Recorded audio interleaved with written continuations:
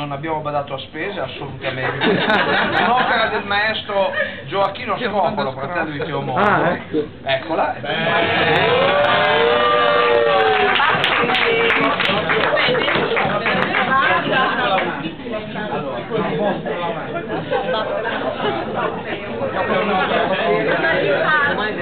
Purtroppo sarà consegnata in contumacia, però noi andiamo ugualmente, and the winner is... che onore! Abbiamo anche qui la documentazione scritta, un attimo che vado a reperire. Ritira mica le bordi, Si ritira. Vado. Signore. Paolo Marino, Che per il mirabile esercizio giornalistico titolato Cercava sesso con un Doberman, denunciato da associazione animalista. Comparso su Libertà venerdì 21 agosto con la seguente motivazione. Ma c'è veramente?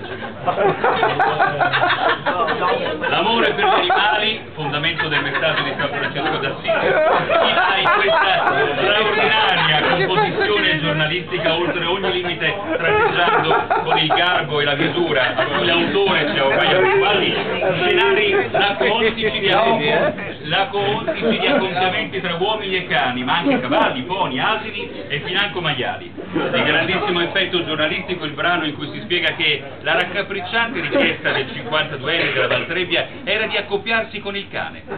Paolo Marino, già vincitore del Puzzer 2008, vista quel successo mostrando qualità davvero Ronaldinho del premio Puzzer e sbaragliando la più agguerrita concorrenza.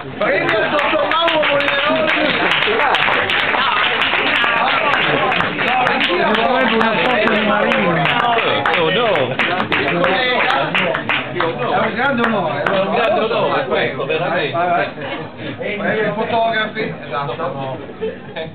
Bravo!